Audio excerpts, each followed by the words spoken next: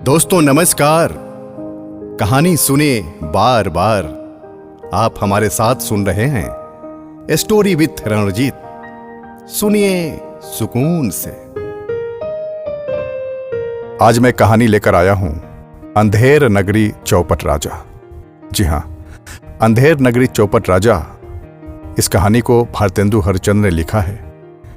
भारतेंदु हरिश्चंद्र आधुनिक हिंदी साहित्य के पितामह कहे जाते हैं। हिंदी साहित्य में आधुनिक काल का प्रारंभ भारतेंदु हरिश्चंद्र से माना जाता है। अंधेर नगरी चौपट राजा इनकी महत्वपूर्ण रचनाओं में से एक है। तो आइए सुनते हैं कहानी अंधेर नगरी चौपट राजा। प्राचीन समय की बात है। कोशी नदी के तट पर एक महंत अपने शिष्य नारायण दास और गोवर्धन दास के साथ रहते थे। उन लोगों का अधिकांश समय भगवान के भजन कीर्तन में ही व्यतीत होता था। एक बार महंत अपने शिष्यों के साथ देश भ्रमण पर चल पड़े। घूमते घूमते वो एक अनजान देश पहुंच गए। वहां जाकर महंत ने कहा, बच्चा नारायण दास, यह नगर तो दूर से बड़ा सुंदर दिखाई पड़ता है। देख कुछ भिक्षा मिले तो भगवान का भोग लगे, और क्या। नारायण दास ने कहा कि गुरुजी, नगर तो बड़ा ही सुंदर है, पर भिक्षा भी सुंदर मिले तो बड़ा ही आनंद होगा। गुरुजी ने भिक्षा लाने के लिए एक शिष्य नारायण दास को पश्चिम की ओर और दूसरे शिष्य गोवर्धन दास को पूरब की ओर जाने को कहा। शिष्य गोवर्धन दास भिक्षा मांगने के बाद बाजार पहुंचा। उसे बाजार के सामान का दाम सुनकर बड़ी हैरानी हुई।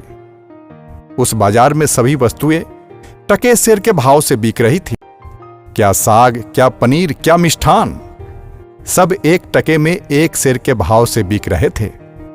गोवर्धन दास ने एक हलवाई से पूछा, यहां सभी सामान के दाम टके सेर भाव से बिक रहे हैं, यहां तो बड़ा ही आनंद है। इस नगरी का नाम क्या है? हलवाई ने कहा, अंधेर नगरी है बाबा। इस पर गोवर्धन दास ने पूछा कि यहां का राजा का नाम क्या है? हलवाई ने कहा, चौपट राजा। गोवर्धन दास ने मन ही मन वाह वाह करते हुए सोच रहा था कि यह कमाल की नगरी है। अंधेर नगरी चौपट राजा, टके सिर भाजी टके सिर खाजा। हलवाई ने गोवर्धन दास से कहा, कुछ लेना है तो ले लीजिए बाबा। गोवर्धन दास ने कहा, बच्चा, भिक्षा मांगकर 3 टका लाया हूं, 3 सेर मिठाई दे दो। गोवर्धन दास मिठाई लेकर खुशी खुशी वो अपने कुटिया पर पहुंचा। उसने गुरुजी को बाजार का हाल सुनाया। गुरुजी ने ध्यान मग्न होकर कुछ सोचकर बोले, वत्स, जितना जल्दी हो सके हमें यह नगर और देश त्याग देना चाहिए। शिष्य गोवर्धन दास, ये अंधेर नगरी है और यहां का राजा महाचौपट है। यहां रहने से कभी भी हमारे जान को खतरा हो सकता है और हमें न्याय भी नहीं मिलेगा। परंतु शिष्य गोवर्धन दास को गुरुजी का यह सुझाव बिल्कुल पसंद नहीं आ रहा था, क्योंकि उसे यहां सभी महंगे महंगे खाद्य पदार्थ, मिष्ठान आदि सभी सस्ते में मिल रहे थे। वह यहां कुछ और दिन रहना चाहता था। गुरुजी को शिष्य के व्यवहार पर हंसी आ गई। गुरुजी ने कहा, ठीक है चेला गोवर्धन, तुम यहां कुछ और दिन ठहरो और मिष्ठान आदि खा लो, और कोई संकट आए तो मुझे याद करना। यह कहकर गुरुजी और नारायण दास उस स्थान को त्याग दिया। गोवर्धन दास रोज प्रातः भिक्षाटन को निकलता और भीख में जो 1-2 रुपए मिलते उसने अच्छी स्वादिष्ट मिठाइयां खरीद लाता। इस प्रकार कई मास गुजर गए। स्वादिष्ट मिठाई खाकर गोवर्धन दास बहुत मोटा और तगड़ा हो गया। एक दिन गरीब विधवा कलावती की बकरी दीवार गिरने के कारण उसमें दबकर मर गई। उसने राजा के दरबार में इसकी शिकायत लेकर पहुंची। राजा ने बोला, क्या हुआ? कलावती बोली, महाराज, कल्लू बनिया के दीवार गिर पड़ी, सो उसमें मेरी बकरी दबकर मर गई। न्याय हो सरकार, न्याय हो। राजा ने कल्लू बनिए को पकड़कर लाने का आदेश दिया। सिपाही कल्लू बनिया को पकड़कर लाता है। राजा कहता है, क्यों रे बनिए, इसकी बकरी क्यों दबकर मर गई? कल्लू हाथ जोड़कर कहता है, महाराज, मेरा कुछ दोष नहीं। कारीगर ने ऐसी दीवार बनाई कि गिर पड़ी। राजा कहता है, अच्छा, कल्लू को छोड़ दो और कारीगर को जल्द पकड़ कर लाओ। सिपाही कल्लू को छोड़ देता है और कारीगर को पकड़ कर लाता है। राजा ने कारीगर से पूछा, क्यों रे कारीगर, इसकी बकरी कैसे मर गई? कारीगर ने कहा, महाराज, चूने वाले ने चूना ऐसा खराब बनाया कि दीवार गिर पड़ी। राजा ने कहा, कारीगर को छोड़ दो, चूने वाले को जल्द हाजिर करो। सिपाही चूने वाले को राजा के समक्ष लाता है। राजा ने चूने वाले से कहा, क्यों रे चूने वाले, इसकी बकरी कैसे मर गई? चूने वाले ने कहा, महाराज, भिश्ती ने चूने में पानी ज्यादा डाल दिया, इसी से चूना कमजोर हो गया। राजा ने कहा, भिश्ती को जल्दी पकड़ कर लाओ। भिश्ती को पकड़ कर लाता है। राजा भिश्ती से पूछता है, क्यों रे भिश्ती, इतना पानी क्यों डाल दिया कि दीवार गिर पड़ी और बकरी दब गई? भिश्ती डरते हुए कहता है, महाराज, गुलाम का कोई कसूर नहीं। कसाई ने मशक इतनी बड़ी बना दी कि पानी ज्यादा आ गया। राजा ने कहा, अच्छा, कसाई को बुलाओ, भिश्ती को निकालो।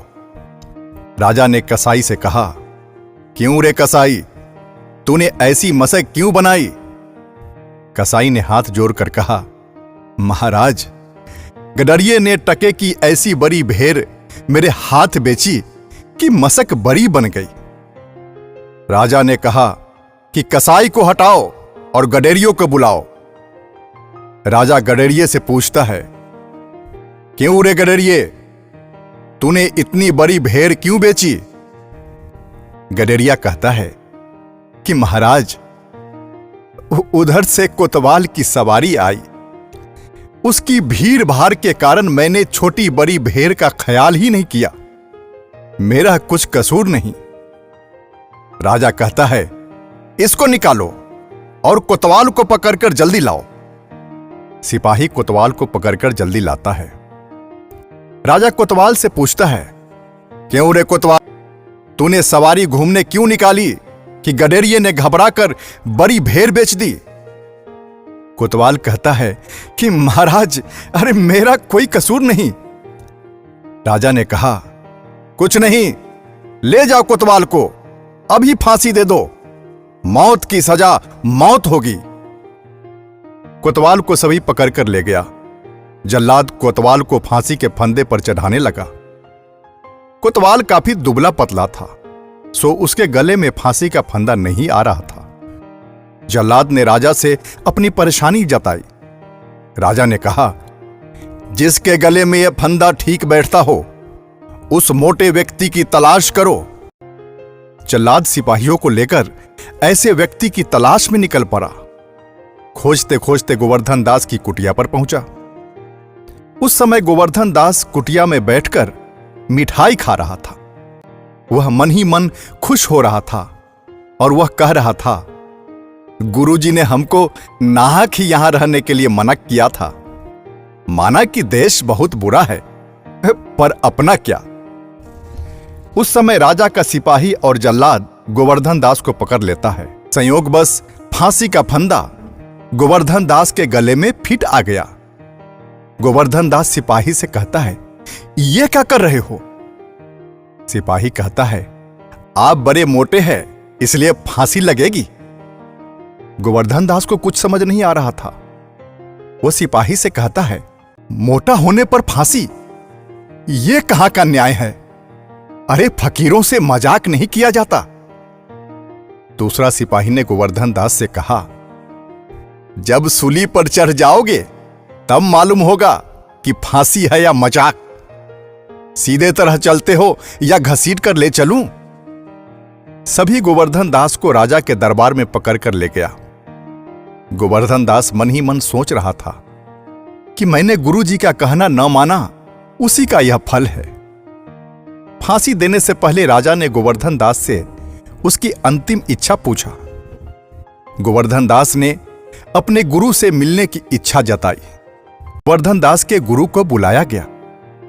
गुरुजी ने गोवर्धन दास को देखते हुए कहा, अरे बच्चा गोवर्धन दास, तेरी ये दशा कैसी? घबराओ नहीं, सबका उपाय है।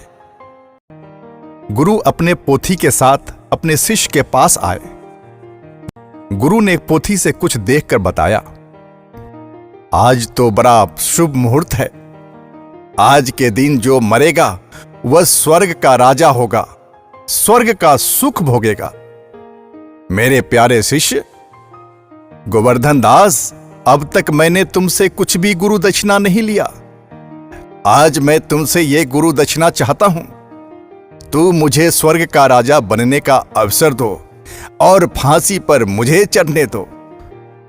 गुरु से ऐसा सुनकर शिष्य ने कहा, गुरुजी, दक्षिणा में आप कुछ और ले लीजिए, लेकिन मैं स्वर्ग के सुख से वंचित नहीं होना चाहता।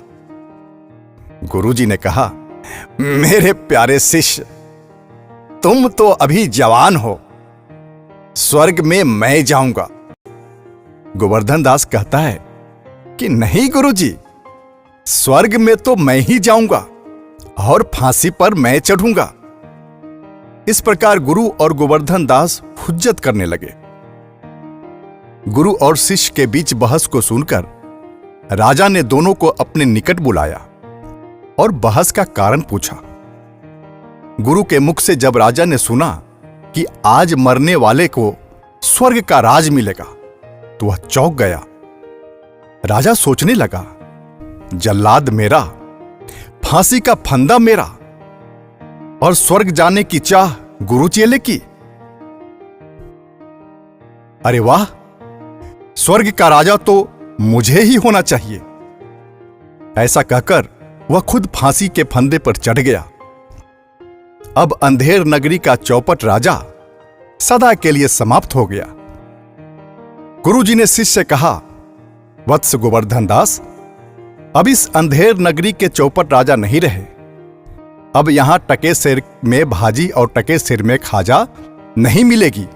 हर किसी व्यक्ति वस्तु का उचित मूल्यांकन होगा। इस राज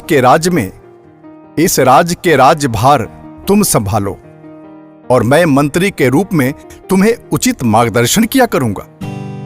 दोस्तों, ये कहानी कैसी लगी ये आप जरूर कमेंट्स में लिखकर बताएंगे और आगे की कहानी सुनने के लिए आप इसे सब्सक्राइब जरूर करेंगे। बहुत बहुत धन्यवाद।